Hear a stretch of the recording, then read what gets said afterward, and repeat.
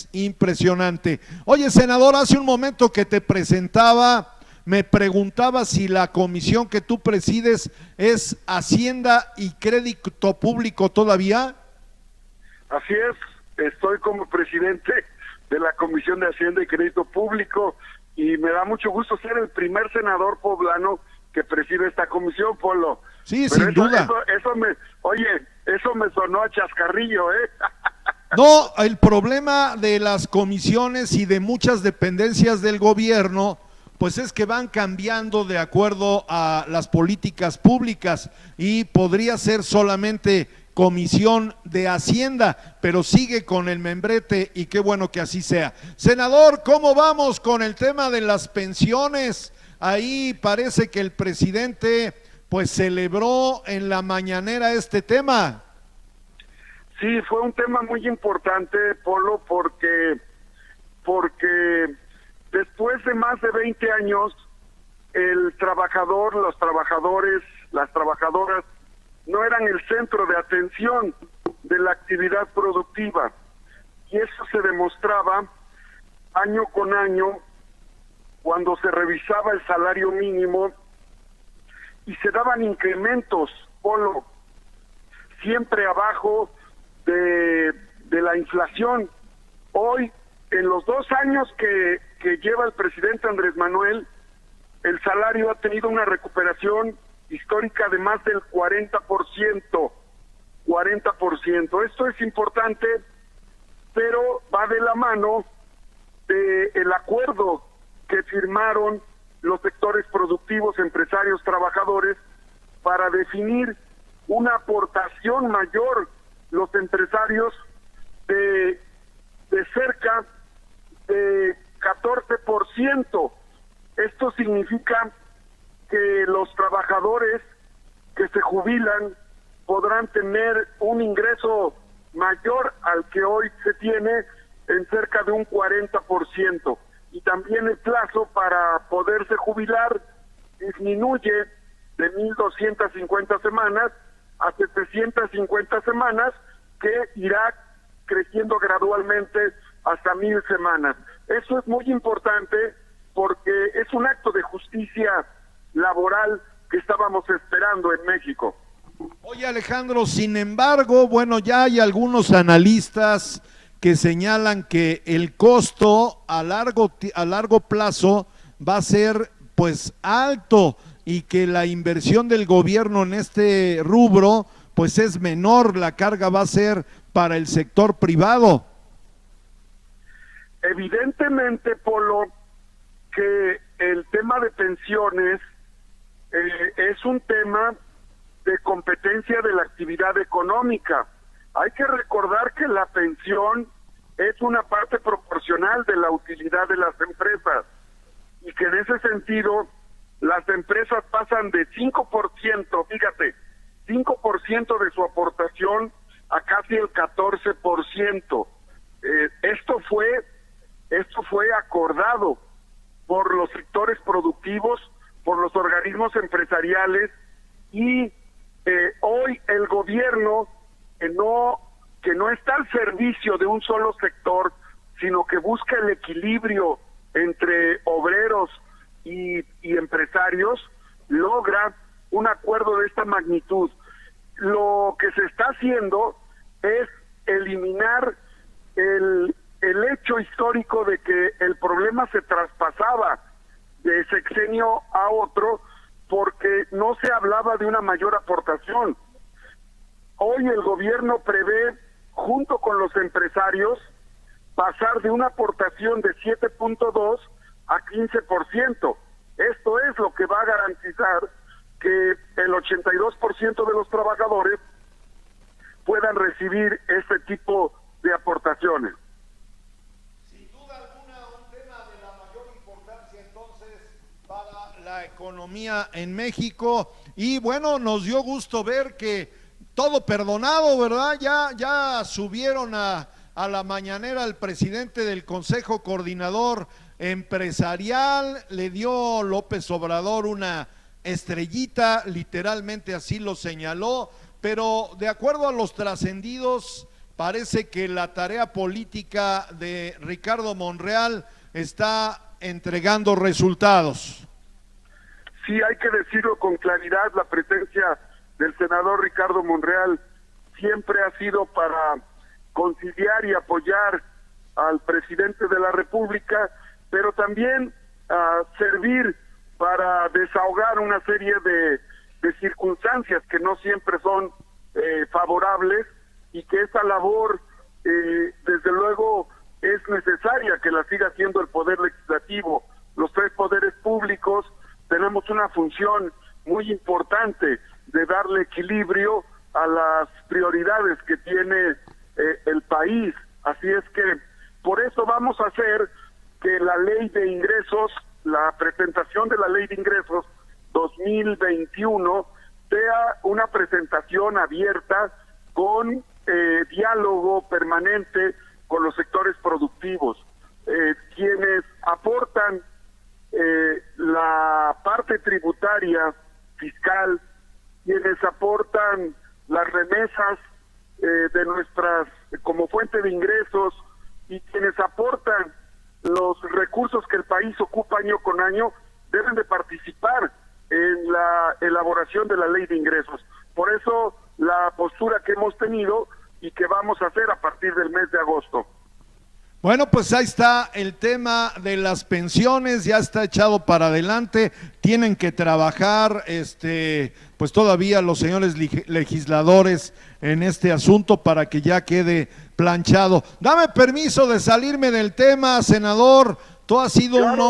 un hombre muy crítico desde pues de toda la vida. Te hemos visto asumiendo posturas siempre echado para adelante, a veces reactivas, en otras pidiendo que se ponga orden. Bueno, hoy hay dos temas que tienen prácticamente a México en el foco internacional. Uno, García Luna, que es un tema que sin duda alguna flagela pues la imagen de nuestro país, y la otra, la de Emilio L., que es un tema de risa. Todo mundo sabemos que es Lozoya, pero ahí está, regresa Lozoya en circunstancias que a mí en lo personal, y lo digo a título personal como Polo de Lara, me caen de pura variedad. O sea, cuando detuvieron al Chapo, se vio al Chapo, toda la Marina y bla, bla, bla, y ahora pues no se vio a Lozoya, solamente se vieron vehículos en un afán, yo diría hasta exagerado, de la Fiscalía General de la República, cuando contrastas con España, a donde cuando lo detuvieron, pues nada más fueron en un carrito, fueron por él, lo subieron y lo apresaron. Aquí, después de toda esta remambaramba, pues resulta que el señor está malito, Alejandro, ¿cómo ves? Bueno, Polo, yo comparto en parte lo que comentas, pero hay un riesgo enorme. El presidente lo ha comentado, la vida de Emilio Lozoya está en riesgo, y sí está en riesgo, Polo, porque te imaginas cuántas cosas no va a poner en evidencia de gobernantes, de presidentes, de funcionarios de primer nivel que actuaron indebidamente y que pusieron al servicio de los poderes económicos de manera inadecuada la riqueza nacional. Yo estoy seguro que cuando Lozoya dé su declaración, la Fiscalía tendrá que hacer comparecer a los presidentes de la República y tendrá que hacer comparecer a funcionarios de primer nivel, Polo. Bueno, pues es un tema. Yo les llamo políticos disfrazados de empresarios o delincuentes disfrazados de políticos que se disfrazan de empresarios y que se dedicaron a saquear al país.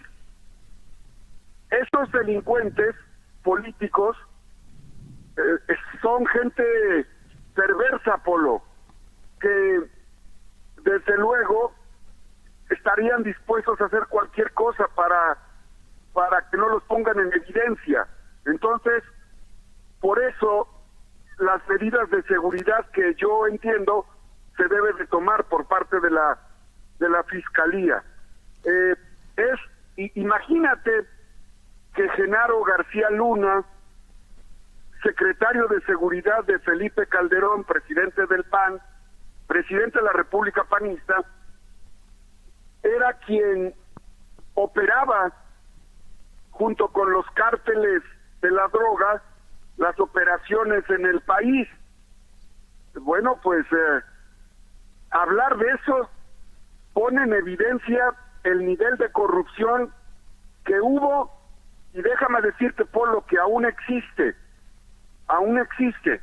en el Poder Judicial Federal.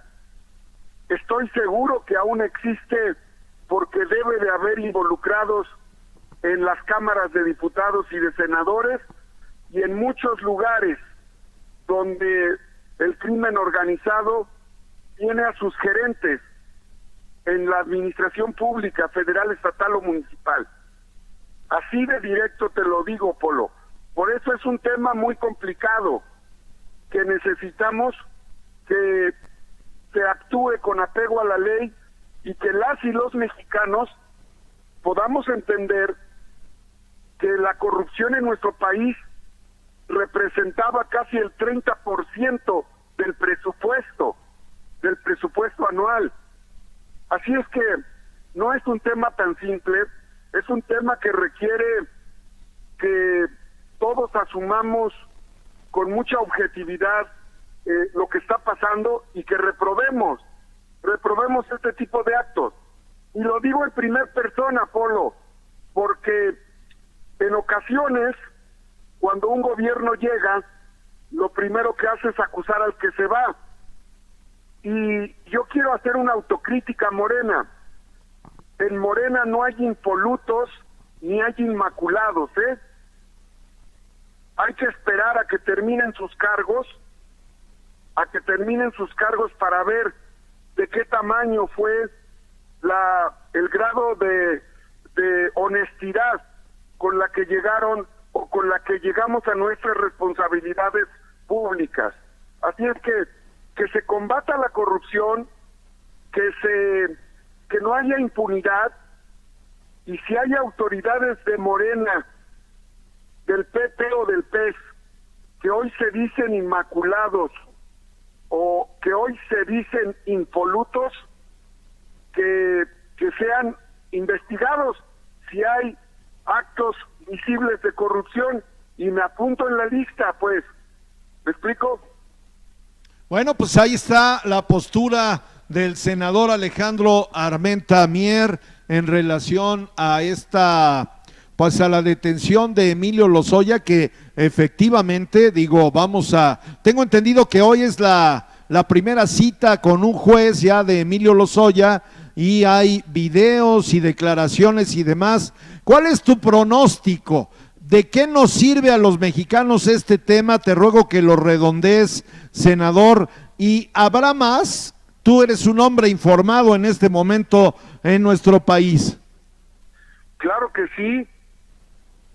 sí, porque, Polo, la acción de Pemex, el saqueo de Pemex, no lo hacía solo el director de Pemex.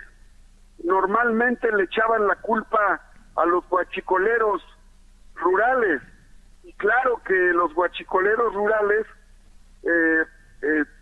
absorben, si quieres, el 10 o el 20% del saqueo energético, pero el saqueo fiscal, el saqueo presupuestal y el saqueo energético mayúsculo lo hacía el propio gobierno.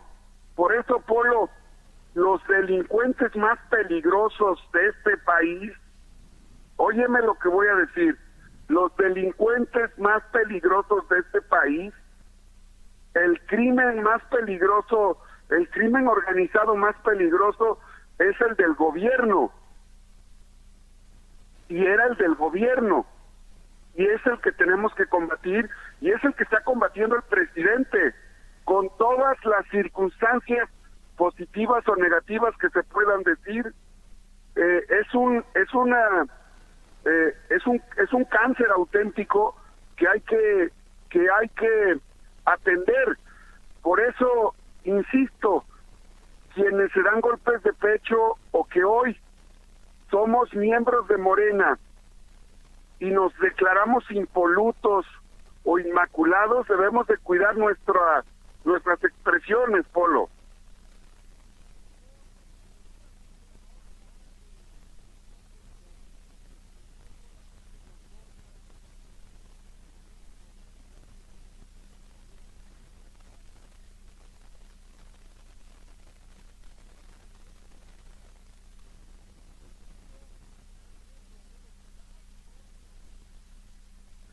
Bueno, ¿qué te puedo decir? ¿Qué te puedo decir de ese tipo de organizaciones que siempre han utilizado a los trabajadores? Es de conocimiento público, Polo. Por eso hicimos una reforma a la Ley Federal del Trabajo y hoy los trabajadores con voto directo pueden elegir a sus líderes sindicales. Si no ejercen esa democracia, ya es responsabilidad de cada trabajador, ¿me explico?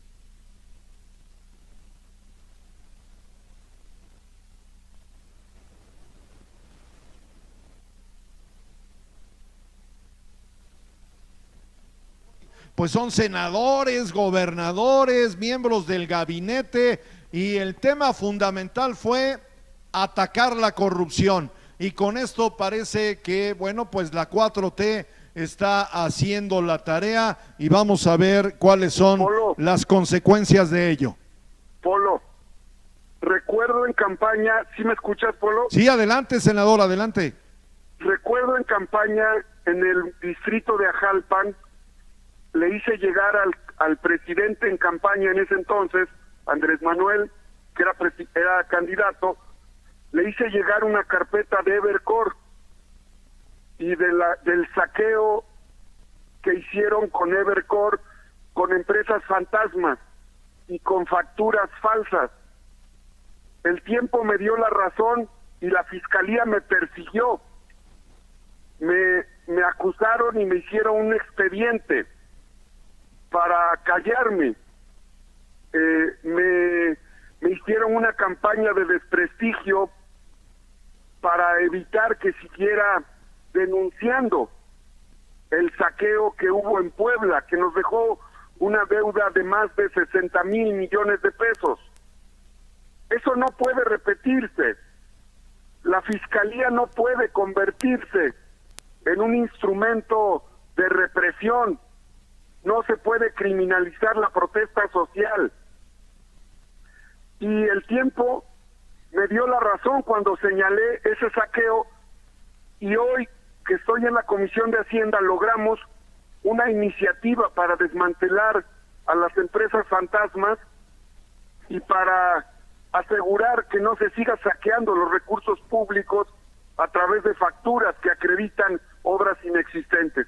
Falta que se haga justicia, porque todavía en Puebla, Polo, todavía en Puebla, los poblanos seguimos pagando miles de pesos, cientos de millones de pesos, seguimos pagando a Evercore de manera injusta. No tendríamos por qué estar pagando ese dinero cuando se necesita medicinas en los hospitales y se necesitan doctores y se necesitan policías en las calles. Bueno, pues ahí está el tema, la postura del senador Alejandro Armenta en el tema del ataque a la corrupción y de las pensiones en nuestro país. ¿Algún comentario final, senador? Agradecerte, Polo. Estoy en el Facebook en Alejandro Armenta y en el Twitter y en Instagram, en Alejandro Armenta. Estoy para servirte, Polo. Excelente día. Un abrazo, es el senador Alejandro Armenta Mier, presidente de la Comisión de Hacienda y Crédito Público, ya me lo confirmó. No es chascarrillo, yo preguntaba, y el que pregunta no se equivoca. Jorge Morgado.